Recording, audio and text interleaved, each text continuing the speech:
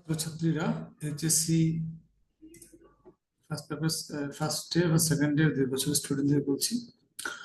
আজকে আমরা আলোচনা করতে যাচ্ছি হচ্ছে pronoun references, sorry modifiers. Pronoun reference আলোচনা করছি লাস্ট ক্লাসে। মডিফায়ার আমরা আজকে আলোচনা করতে যাচ্ছি। মডিফায়ার্স বুঝতে গেলে আসলে আমাদের অনেক কিছু বুঝতে হয়। সবার আগে আমাদের বুঝতে হবে মডিফায়ার আসলে অ্যাডজেক্টিভ, অ্যাডভার্ব, এই দুটোকেই বেসিকলি আসলে মডিফায়ার বেসিকলি বলা হয়। আর একটা দামি কথা সেটা হচ্ছে আর্টিকেল কিন্তু এক ধরনের অ্যাডজেক্টিভ। তো সো একই কারণে আর্টিকেল গুলো কিন্তু আমাদের কি, আমাদের মডিফায়ার্স। আমি অ্যাডজেক্টিভ ব্যাপারে জানি। তো মডিফায়ার কি, কাকে বলে, কত প্রকার, কি কি ইত্যাদি বিষয়ে আলোচনা করার পরে আসলে মডিফায়ারটা আলোচনা বুঝতে পারলে সুবিধা ভালো। আমরা সরাসরি প্রশ্ন চলে যাই 2016 সালে ঢাকা বোর্ডের প্রশ্ন। Post modifier, pre modifier. আমি বেসিকলি মডিফায়ারটা পুরোপুরি নিয়ন্ত্রণ করার জন্য আমাদের অ্যাডজেক্টিভ কাকে বলে, অ্যাডজেক্টিভ কত প্রকার, অ্যাডভার্ব কাকে বলে, অ্যাডভার্ব কত প্রকার, এই দুই চারটা জিনিস বুঝতেই হবে ভালো করে। ভালো করে স্পষ্ট করে ধারণা না থাকলে বেসিকলি পুরোপুরি অ্যান্সার করা যাবে না। কিন্তু যারা একটু দুর্বল বা আসলে এক্ষেত্রে 10 মার্কস বা 5 মার্কস, 10টা ফেলে গেছে, অন্তত 5-7টা তো পারা দরকার, তাদের জন্য আমি বুলেট নোটস আমি বানিয়েছি। অর্থাৎ মাত্র কয়টা এই বুলেট নোটস আছে, অর্থাৎ ব্র্যাকেটের মধ্যে কি থাকলে, এই যে ব্র্যাকেট গুলো আছে না, ব্র্যাকেটে কি থাকলে কি দিব সরাসরি আমি কিছু নোট দিয়েছি। মাত্র 13টা, মাত্র 13টা নোটের মধ্যে মাধ্যমে তুমি এই মডিফায়ারের তোমার 70% থেকে 80% তুমি পেয়ে যেতে পারো। ব্র্যাকেটে কি থাকলে আসলে কি দিব, এটা হচ্ছে মানে যারা একটু আলিশাটা আর কি, যারা যে আমি গ্রামার টামার না বুঝিয়ে না পড়ে আমি আসলে শর্টকাট কি করা যায়। তো এই 13টা যদি নোট মুখস্থ রাখতে পারো, আমি মনে রাখতে পারো, মুখস্থ মনে রাখতে পারো বা বুঝতে পারো, তাহলে 70% 80% তুমি কভার করতে পারো। প্রি মানে আগে, পোস্ট মানে পরে। অর্থাৎ তুমি যাকে মডিফাই করবে সে যদি তোমার আগে থাকে, তখন আমি তোমার মডিফায়ারটা যদি তুমি তার আগে বসাও, এটাকে বলে প্রি মডিফায়ার। আর যাকে তুমি মডিফাই করবা সে যদি পরে বসে তাকে বলা হয় পোস্ট মডিফায়ার। আমি বিষয়ে পরে আসতেছি। পেজটা এখানে লেখা আছে, দেখো। ও সরি, এটা কোথায় আছে? আমার সেই বইটা, জেনারেল মাস্টার গ্রামার বই, এই বইটার মধ্যে মডিফায়ার সুন্দর করে লেখা দেওয়া আছে, ক্লাসিফিকেশন করে এবং কোনো ধরনের স্ট্রাকচার বা কোনো ধরনের জটিলতা ছাড়া ব্যাপক আলোচনা করা আছে। ঠিক আছে। মডিফায়ার মূলত 3 প্রকার: pre modifier, post modifier, dangling modifier. Dangling modifier শুনলে ভয়ঙ্কর মনে হচ্ছে, এটা বোঝার দরকার নাই। এই দুটোই তোমরা বুঝে নিবা ভালো করে। তারপরে একটু আলোচনা আছে এখানে, আমি খুব সহজ করে লেখার চেষ্টা করেছি। পোস্ট মডিফায়ার মানে কি, এই যে দেখো, রেগুলার, এটা প্রি মডিফায়ার। প্রি মডিফায়ার এই যে আমি স্টুডেন্ট নামক একটা শব্দ, তাকে আমি মডিফাই করতে, কেমন স্টুডেন্ট, রেগুলার স্টুডেন্ট। তাহলে এই রেগুলার নামক শব্দটা স্টুডেন্ট আগে বসেছে বিধায় তার নাম হচ্ছে, রেগুলার নামক শব্দটা স্টুডেন্ট নামক একটা নাউনকে মডিফাই করেছে। সে কোথায় বসেছে, বসেছে কোথায়, স্টুডেন্ট নামক শব্দটার আগে, তাই তার নাম হচ্ছে প্রি মডিফায়ার। নাম শুনলে মনে হয় না আল্লাহ কি জানি এটা, তাই না?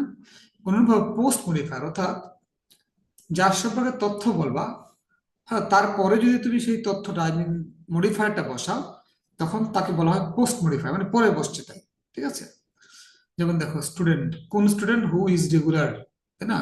যে ছাত্র রেগুলার, অর্থাৎ হু ইজ রেগুলার এই তথ্য দেওয়া হয়েছে কার সম্পর্কে, স্টুডেন্ট সম্পর্কে। আর যার সম্পর্কে তথ্য দেওয়া হচ্ছে সে পড়ে আছে বিধে তার নাম আছে পোস্ট মডিফায়ার। আর এটা পোস্ট মানে পরে, পরে সে বসেছে বিধে তার নাম হচ্ছে পোস্ট মডিফায়ার। কার পরে, যার সম্পর্কে সে তথ্য দিচ্ছে। সহজ করে বলার চেষ্টা করলাম, এটা আরো জটিল ভাবে লেখা আছে বিভিন্ন বইয়ে। চলো আমরা প্রশ্নতে চলে যাই। শুধু মডিফায়ারের উপরে আলাদা করে আলোচনা বিভিন্ন ভিডিওতে আছে, আমার ভিডিও আছে, আমার বইটাতেও আছে, দেখে নিতে পারো। আমরা শুধু প্রশ্নটা উত্তর করার চেষ্টা করি সহজভাবে।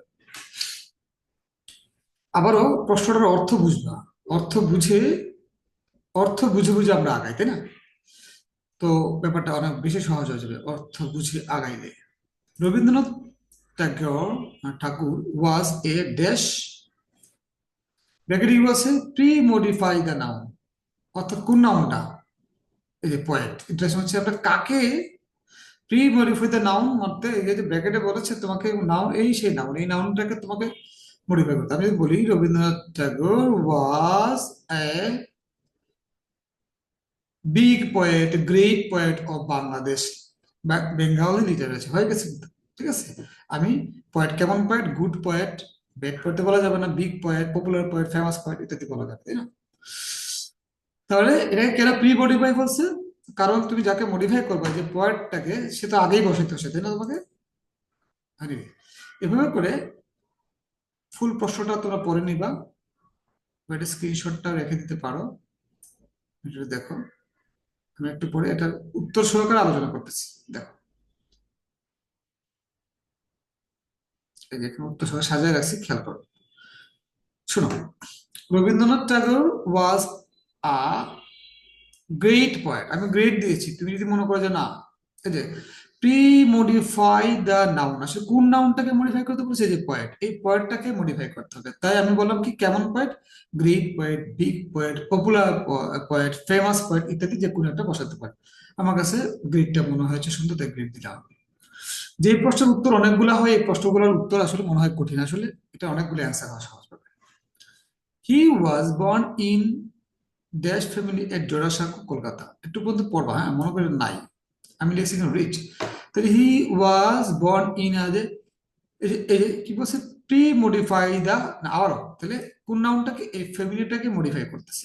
তা আমি রিচ দিলাম, তা রিচ ফ্যামিলি হয়েছে না, he was born in a rich family at Jorasanko, Kolkata. Kolkata Jorasanko একটা রিচ পরিবারে সে জন্মগ্রহণ করেছে।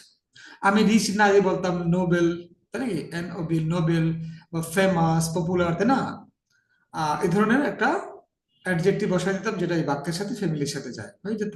আমি হয়তো রিচ দিয়েছি, তুমি নোবেল বলতে পারতা, তুমি পপুলার বলতে পারতা, ওয়েল নোন বলতে পারতা, রিনাউন্ড বলতে পারতা, তোমার খুশি। তুমি যেটা সহজ মাথায় আসে এটা দেওয়াটাই নিরাপদ। He went to school at an early age. আচ্ছা, post modify the verb, post modify the verb, এটা শুনে ভয় পেয়ে যাবে না, আসলে ভার্বটা কোথায় দেখো তো, এটা আগে না, আমি যে এট অ্যান আর্লি এজ বসাইছি, এই যে এটা অ্যান্সার দিচ্ছে এটা।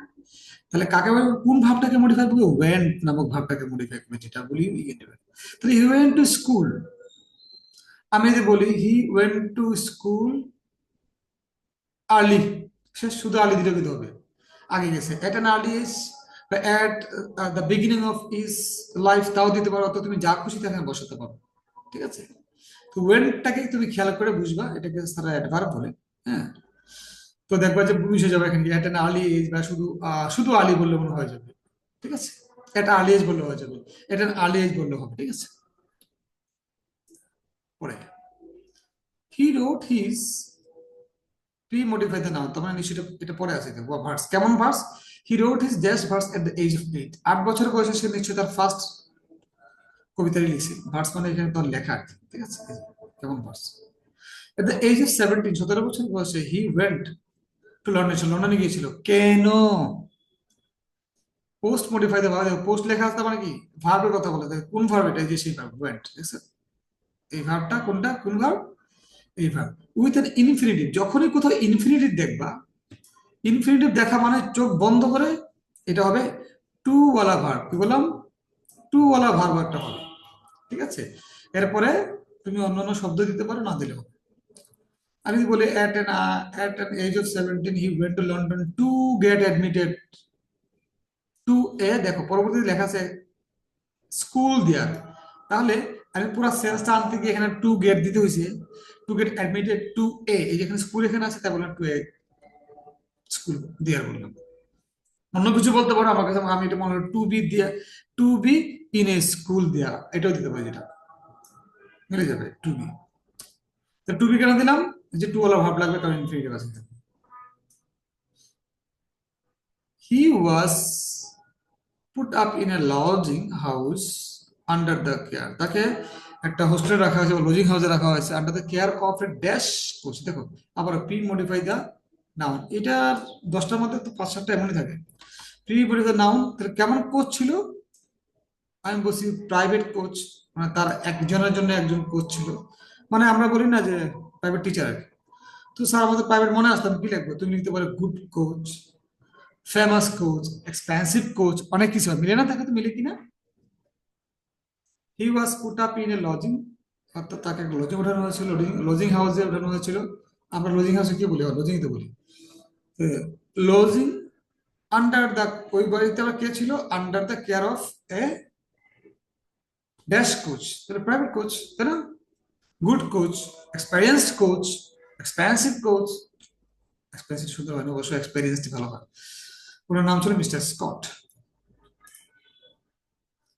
হি ওয়াজ লাকি। কেন লাকি ছিল? Post modify the adjective with an infinitive. আবার দেখো ইনফিনিটিভ, ইনফিনিটিভ কথা থাকার অর্থ হচ্ছে আমাকে টু বলে একটা ভার্ব বসাতে হবে। তাহলে হি ওয়াজ লাকি টু হ্যাভ, সে সৌভাগ্যবান ছিল কারণ সে পেয়েছে to have an English family of Mr. Scott. He also visited the House of Parliament. আবার দেখো কি লেখা আছে, post modify the verb with infinitive. এই যে ভার্বটা কোথায় আছে, আগে আছে, এই কারণে পোস্ট কথাটা এখানে হয়েছে, বুঝা গেছে? আর কি বলছে এখানে, যেহেতু ইনফিনিটিভ আছে আমরা অবশ্যই টু ওয়ালা ভার্ব দিব। বাংলাটা সবার পড়ে এখন। Scott, sorry, he also visited the House of Parliament. মানে Kabiguru Rabindranath Tagore House of Parliament visit করেছিলেন কেন? কেন? To enjoy, okay, to enjoy goal, sorry, Gladstone and John Bright's debates on Irish rule. Irish rule নিয়ে তোমার আমাদের মতো সংসদ ভবন ছিল, এখানে সবার অ্যাক্সেস ছিল, এখানে গিয়েছে তাদের এই বক্তব্য বা বিতর্ক শুনতো আর কি। He wrote letters to Kolkata, সে কলকাতা চিঠি লিখতো। দেখো পোস্ট মডিফাই মানে কি, এই কাকে মডিফাই, ভাবকে মডিফাই করতে হবে। কোথায় ভাবটা, সেই ভাবটাই দেবে, এই ভাবটা, রুট ভাবটা কি দিয়ে, উইথ এন প্রেজেন্ট পার্টিসিপল। কোথাও যদি প্রেজেন্ট পার্টিসিপল দেখো, চোখ বন্ধ করে আইএনজি ওলা না কিন্তু, সরি, চোখ বন্ধ করে টু বলা না কিন্তু, চোখ বন্ধ করে তুমি কি দিবা, আইএনজি ওলা একটা ভাড়া বসাই দিবা, খেলা দেখছো। এবং তুমি পাবাই, ইনফিনিটি বলে মিনিমাম তিনটা, দুইটা তিনটা তো পাবাই, ঠিক আছে। আর প্রেজেন্ট পার্টিসিপল একটা তো পাবাই। প্রেজেন্ট পার্টিসিপল মানে হচ্ছে একটা আইএনজি ওলা ভাব বসাই দিবে according to the meaning of the sentence. যেমন তাহলে কি লিখতে পারি আমরা, হি রোট লেটার্স টু কলকাতা প্রেজিং, প্রশংসা করে, ইংলিশ সোসাইটি, ইংলিশ সোসাইটি বা ইংরেজদের প্রশংসা করে সে চিঠি লিখেছিল।